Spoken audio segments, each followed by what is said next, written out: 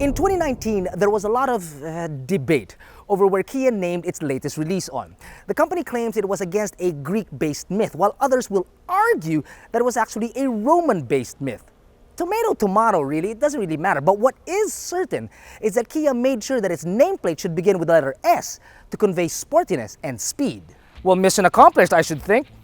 The 2020 Kia Seltos in star bright yellow. Wow!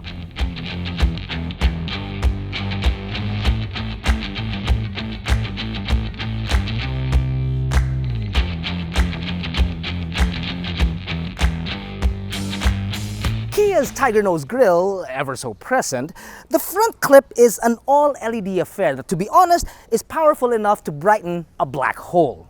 That's some serious stuff. Now, while textures are normally reserved for the interior of the car, the grille's accents beg to differ. A tactile pattern slowly diminishes as you get to the center. And unique too are the DRLs that start from the corner and stretch all the way to the center from both sides, creating a very unique view for anyone's rear view mirror. And I gotta tell you, it's probably the only acceptable time for a unibrow. Hey yo, AD, fix that. Now, while the Seltos does have engine options, for instance, in Korea, it's got a 1.6 turbo, and in India, it's a 1.5 turbo diesel. Well, talk about star bright yellow, man. AC Motors decided, however, only to bring in one option, this 2-liter engine that produces 147 horses and 179 newton meters of torque, which I will say that it sits behind the two previously mentioned engines, but it does better for fuel economy because it does produce roughly about a decent number of about 7.5 kilometers per liter in the city and much better on the highway at 14 kilometers per liter. It's not an hourglass by any means, but it does have profound lines and bumps down the side, especially above the wheel wells. You're looking at 170 millimeters of ground clearance. These are 17s with 215/55s on them. You've got repeaters on the side mirror and roof rails found up on top. The SX, I might add, is the only variant with a blacked out roof, much like a behind the wheel that we previously did. So it kind of gives it a floating rooftop, or in this case, the shape of our giveaway caps. Congratulations, by the way, to our first batch of winners of our giveaway caps. Our swag isn't limited to those locally. We do send them internationally, and if there's ever a problem, I'll ship it myself. So really, there is no better time than to be a subscriber than now, like right now. Click subscribe and hit the notification bell too. Chong, araw lilim, ano ba talaga? Now, the lines and angles up front certainly do make their way to the rear. Normally reserved for up there, save maybe for the reflectors down here, these are actually pretty good looking lines.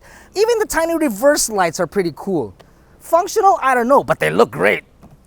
Open her up and you're looking at 433 liters of space, obviously more than doubles when you fold the seats down.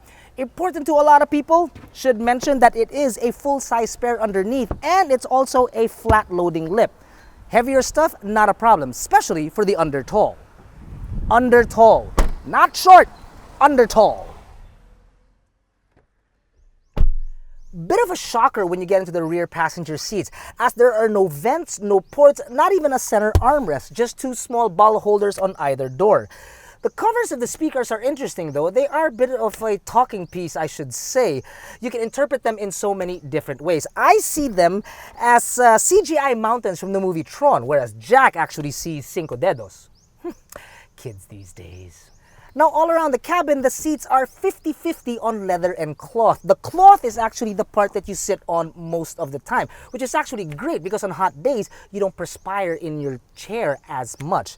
Here in the back, you've got elevated seating, which gives a little bit more leg room. I don't know about the headroom for taller people, but the leg room is definitely much more important. Also, might take some getting used to, there are bolsters back here, which are actually great for two things. One is that when you fall asleep, you don't look like a scandal in the back because you're kept into place. And second, when the driver opens up that 2-liter, yeah, you're gonna like the fact that these guys are here. Now, in your immediate line, you've got your analog gauges and your trip computer found in the center, buttons on the steering wheel, which actually feel good to the touch, very good, but not as good as this steering wheel.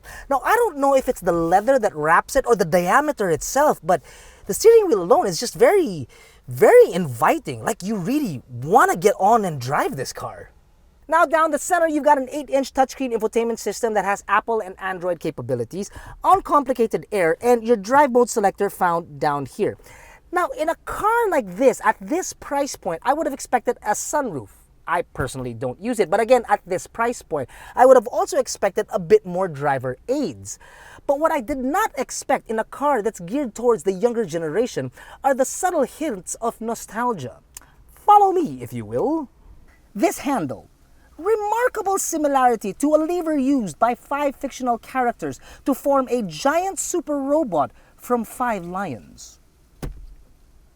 Aww. Next, this key fob has the look and feel of a certain fighter plane center stick whose pilot apparently doesn't age and will be reprising his role almost 3.5 decades later. But hey, nostalgia. And finally, a mechanism that can turn anyone, and I do mean anyone, into a juvenile delinquent. The Kia Seltos in its SX trim level comes with 6 airbags, ABS, electronic stability control, cruise control, a standard rear view camera across the lineup, rear parking sensors, and ISOFIX anchors.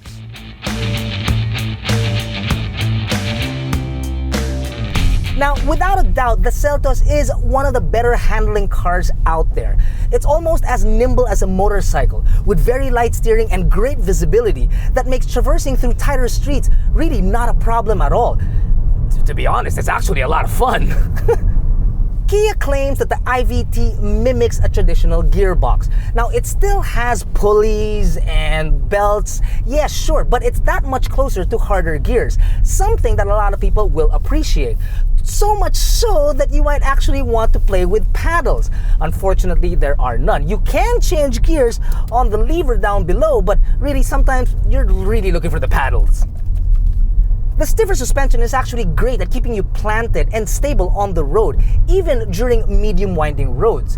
And that's absolutely great and delightful considering that you're sitting on 170 millimeters of ground clearance. The other thing too is that it's very quiet, even over bumps. The NVH inside this car is really top notch. What isn't so quiet, however, is the price. Yeah, that's a bit on the noisy side. Now, there's a pretty big gap in terms of equipment and features up and down the entire Seltos line. This SX, all that and a bag of potato chips, comes in at 1,498,000 Philippine pesos. Stings a bit, yeah, I agree. Sort of like those kettle-cooked chips. They're good, but they tend to burn a hole in your pocket. But if you click here, it will take you to our comparo page where all 3 variants are lined up against each other, starting with the LX at 1,098,000 Philippine pesos.